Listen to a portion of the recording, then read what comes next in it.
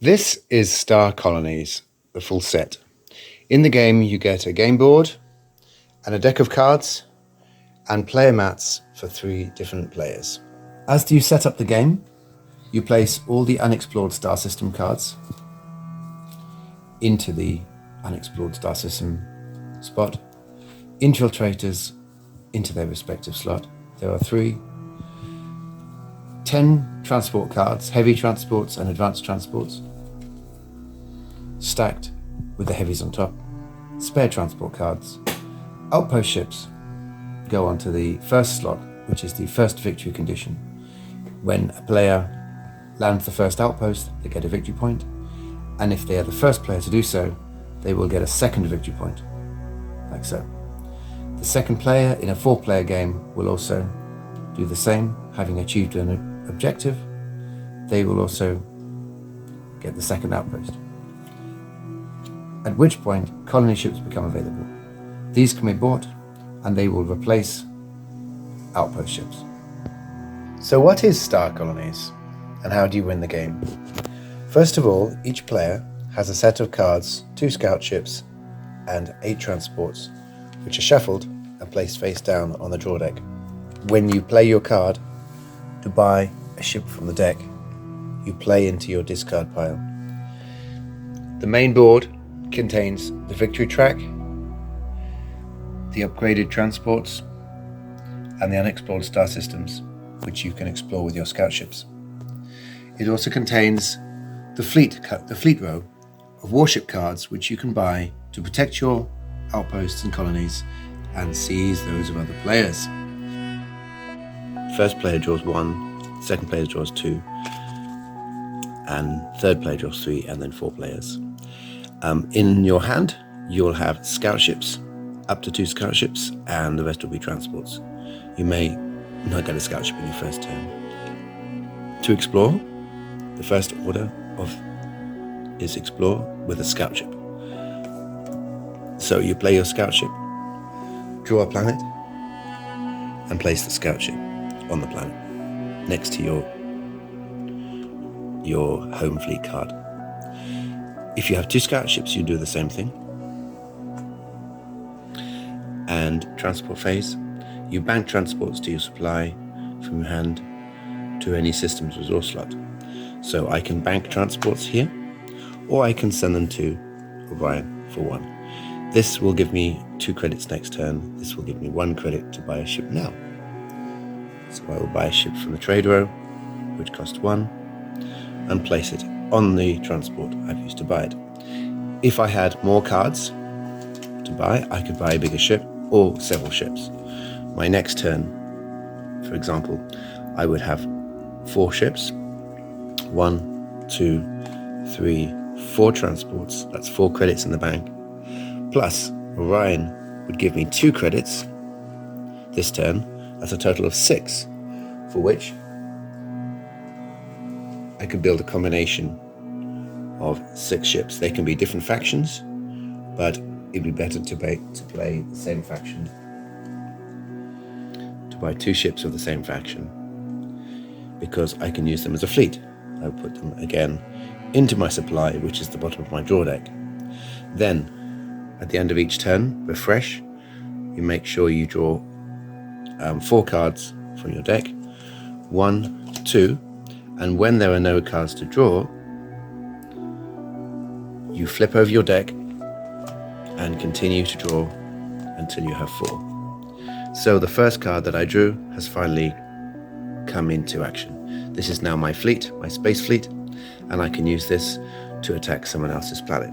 For example, in the deployment phase, I could send a ship to Vega Minor and take control of this player's planet. If they do not defend from their hand, the planet will come to me, to my side of the table, and then I will have control of the outpost and I will gain a victory point. You have a hand of 4 cards. 4 transports will be able to buy you ships worth 4. I may choose to buy a Confederation cruiser for 4, or a frigate and maybe something smaller. Perhaps an infiltrator, which I could use to thin and change the composition of my deck. I could also choose to upgrade my economy with upgraded transports, which I could then scrap the transports in the scrapyard to upgrade them. Unlike some games, when you scrap ships, they can be bought and you get the value of the card that you scrap. You can only scrap when you have the matching symbol at a colony or outpost.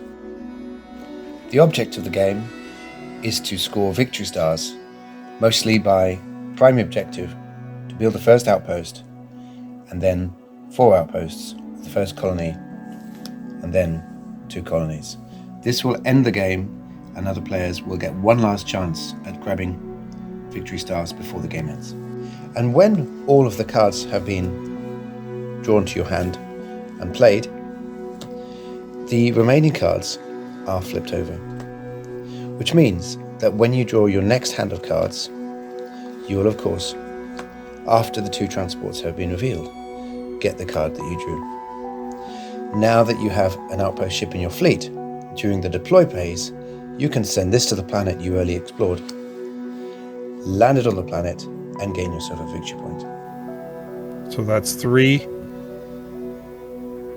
Yeah, maybe I'll do the colony. So he buys a colony ship which goes to his... And then I'm going to put this out. And he has an outpost, another outpost, this time on an outpost-only world. So let's talk about combat. I have 1 star system Vega miner with an outpost, protected by a Praetorian frigate with 1 firepower and 2 shields. I had the first outpost, which allowed me to gain an extra victory point, so I am on 2 victory points. My main opponent, who is winning the game on 3 victory points, had the first outpost, and they upgraded this turn to a colony. Therefore, they have 3 stars and are winning the game. So, how do I change that? I draw my next hand at the end of my turn, and I have 2 transports and 2 warships. So, transport happens at the end of the turn. I can use 2 warships, but I cannot use these 2 together because they are different factions. What I can do during the deploy phase is draw the frigate from Vega Minor into my hand, which is my space fleet. That is 3 cards to play with in the deploy phase will be used. The enemy looks like they're weakly defended with just a scout. So let's test the defenses. I'm going to send in the Praetorian frigate to Alpha Centauri to see if I can take the planet with just a single ship. The opponent looks at their hand and sees that they have a frigate and a corvette. To beat my frigate, they need to only send in 1 ship. That will block my frigate, and their frigate will not be destroyed, because 2 shields will block 2 firepower and will not be destroyed. They would also repair at the end of the turn. But because they know that something else is coming, they are going to send in 2 ships to defend. As a fleet, they're going to send in the frigate and a corvette behind it. The frigate will take damage first, as the defender can choose the order, the corvette, and last of all, the scout. They may even at this point choose to return the scout to their hand so that both ships can stay in orbit of Alpha Centauri. At this point, I'm losing the combat, but I'm able to play in 1 more card from my hand. I have a heavy cruiser, which the other player does not know about. So I'm going to send in the heavy cruiser to increase my attack from 1 to 2. There's a total of 3 power, 3 firepower, just enough to take the shields down of the frigate and the corvette, both of which are destroyed.